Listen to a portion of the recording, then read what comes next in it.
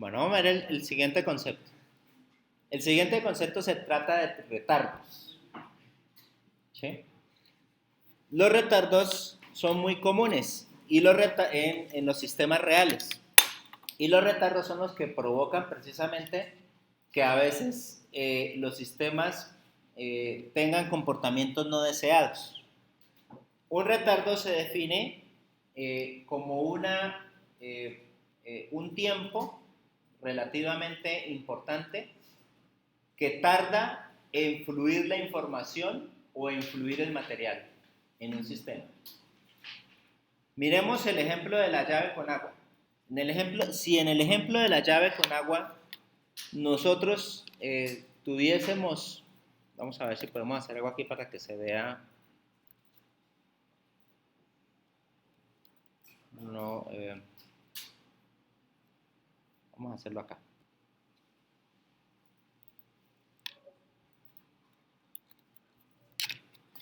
¿Cuál es el pine de Apple? ¿Saben cuál es el pine de Apple?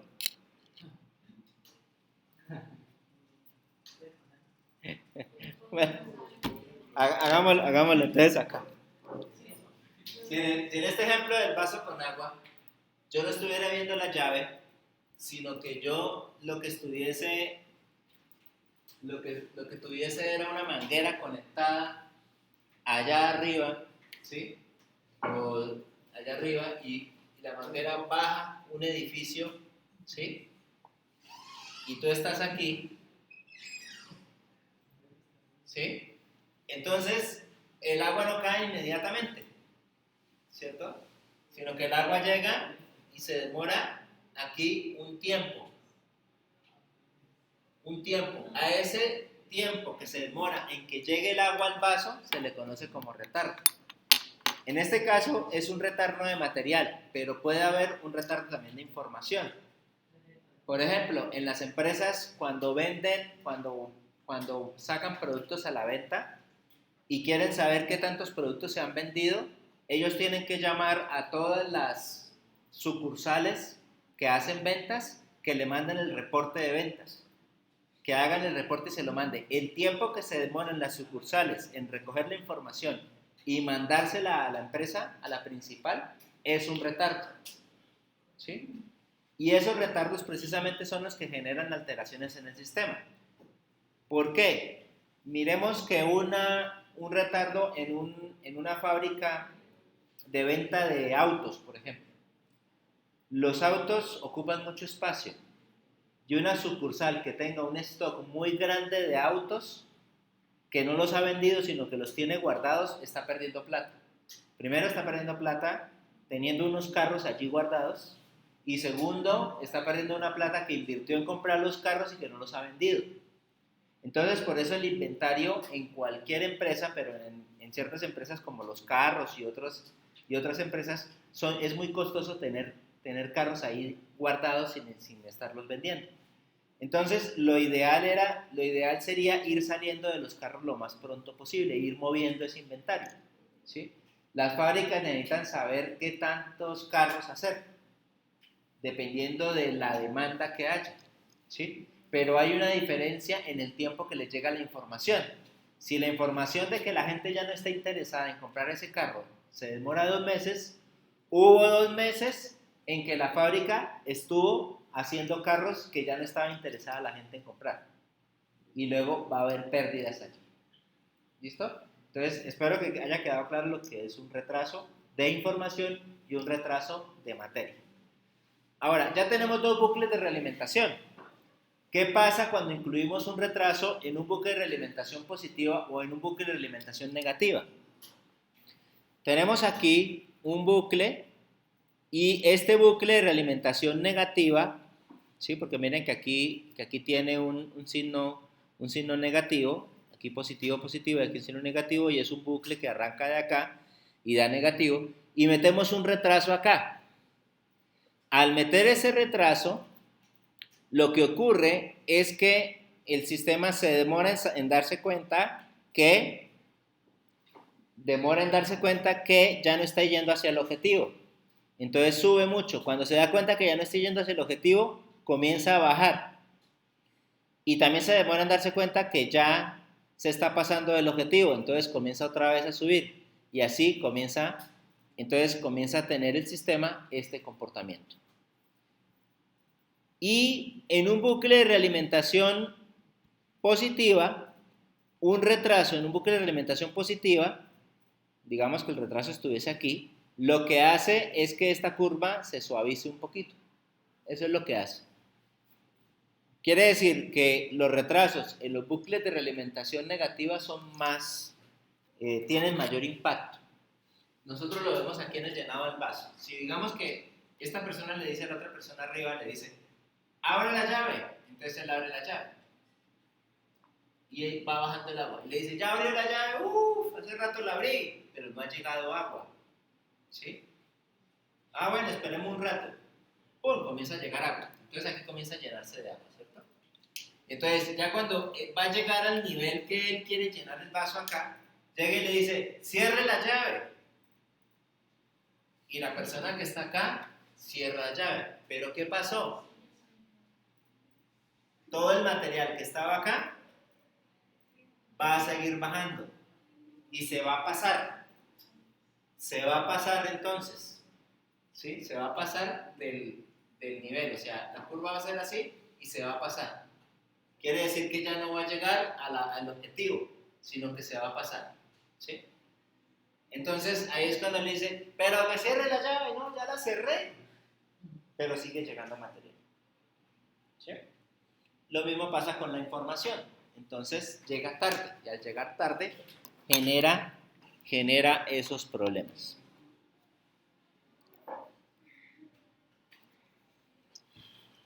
Ok, finalmente aquí, ya después no alcanzamos ahorita a mirar un ejemplo sobre los ejemplos que ya tenemos, después en la próxima clase hacemos ejemplos con retardos, pero miremos aquí, hay sistemas o estructuras un poquito más complejas. Entonces, tenemos sistemas en los que la variable de estado puede estar conectada a uno o varios bucles de realimentación positiva o puede tener conectados uno o varios bucles de realimentación negativa. Miremos un ejemplo. En este ejemplo de acá es un ejemplo en el que la variable de estado tiene una acción reforzante, o sea, un bucle de realimentación positiva, y tiene una acción estabilizadora, un bucle de realimentación negativa. Esa acción estabilizadora tiene una condición, es decir, un objetivo que estabiliza el sistema en ese punto. En este tipo de estructura, normalmente el bucle de realimentación positiva es el dominante al principio. Y posteriormente, el bucle de realimentación negativa, el que refuerza y el que controla, es el que comienza a dominar después. Miremos cómo es entonces el comportamiento. Hay un tiempo 1 en el que este bucle es más fuerte que este. Entonces, al este ser más fuerte que este, la variable de estado se incrementa. Y como es bucle de realimentación positiva, se incrementa exponencialmente, como los conejos. ¿Sí?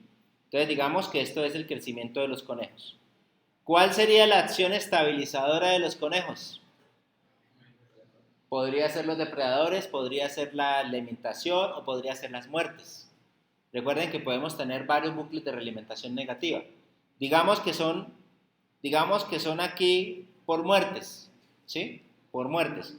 Entonces llega un momento en el que la población crece bastante, pero llega otro momento en que esta acción estabilizadora comienza a ser más fuerte que este bucle. Entonces comienza a torcer el bucle de realimentación positiva y comienza a volverse como un bucle de realimentación negativa.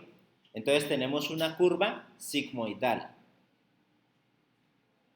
Esta curva sigmoidal, esta que nosotros tenemos aquí, es una curva que se presenta en diferentes sistemas. Por ejemplo, cuando se introduce un producto nuevo al mercado.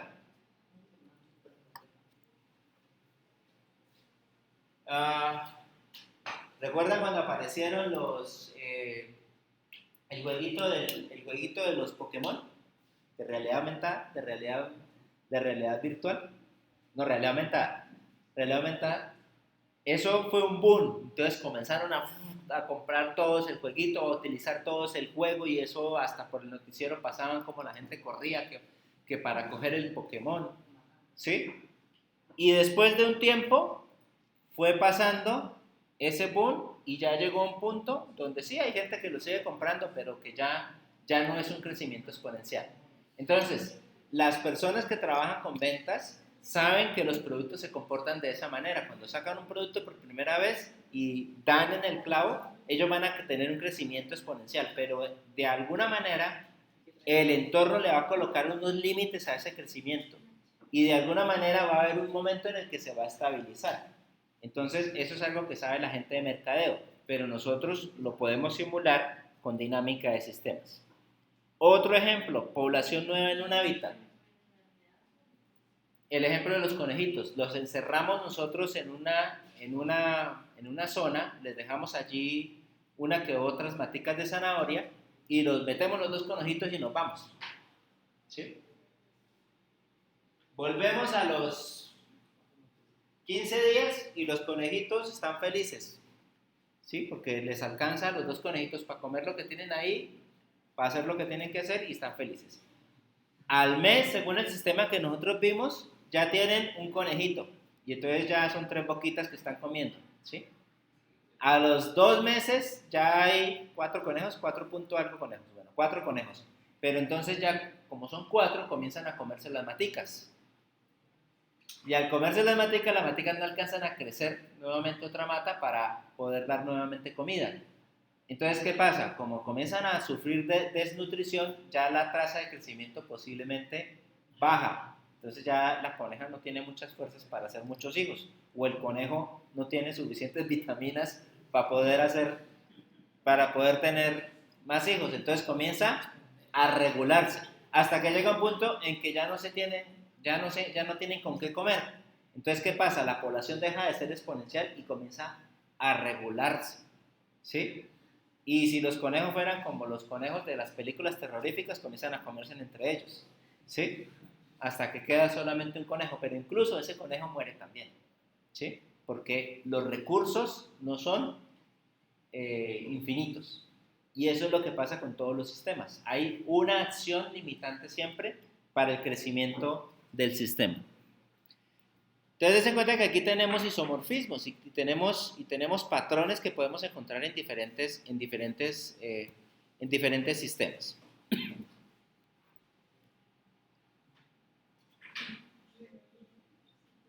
Bueno, aquí hay como una especie de resumen un poco de lo que ya hemos ido mirando. Tenemos unos elementos, la formalización de modelo dinámica de sistemas, nosotros tenemos unos elementos que permiten variaciones en el tiempo, a eso lo llamamos flujo, ¿cierto? Y es la flechita que entra a la cajita de nivel. Tenemos unos acumuladores o variables de estado, que nosotros le llamamos variables de nivel, y son la cajita que nosotros tenemos acá. Tenemos unas variables auxiliares. Esas variables auxiliares se representan por esta bolita que tenemos acá. Entonces, esta bolita nos permite representar las variables auxiliares. Y tenemos otros elementos. Tenemos la nube, pozo o sumidero. Esos son los 3 posibles nombres que nosotros le podemos dar. Y son estos. Para un flujo que está entrando o para un flujo que está saliendo también hay un sumidero. Canal de material. El canal de material está entre un flujo y un nivel. Entonces el canal de material es acá. Los diferentes entornos de simulación lo grafican de manera diferente, pero normalmente le colocan el color negro y lo colocan sobre el flujo. Tenemos el canal de información. El canal de información normalmente lo colocan punteado y de color azul, pero depende del entorno de simulación, lo coloca de otro color. Aquí lo tenemos punteado y de color azul. Variable exógena. Recordemos que tenemos tipos de variables. Tenemos variables endógenas, tenemos exógenas y tenemos excluidas. Las endógenas son variables que hacen parte del sistema y las exógenas son variables que son por fuera del sistema pero afectan el sistema. Una variable exógena se define como un doble círculo, como lo vemos acá. Una constante es una variable que mantiene su valor, el mismo valor durante toda la simulación. Entonces la representamos como una variable con una rayita atravesada. Y un retraso Ya les hablé de lo que es un retraso, que puede ser un retraso de material o un retraso de información. Un retraso, algunos sistemas lo representan así. ¿Sí? Lo representan así, pero por ejemplo en SideMaker se hace con una fórmula. Una fórmula que dice delay. En Stella también utiliza delay.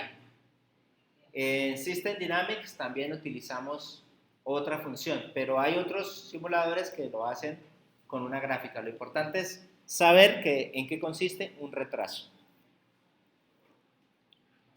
¿Listo, muchachos? Yo creo que sería hasta ahí. Ya lo que veríamos era cómo crear en la próxima un problema completo, un problema más completo de lo que nosotros estamos trabajando acá.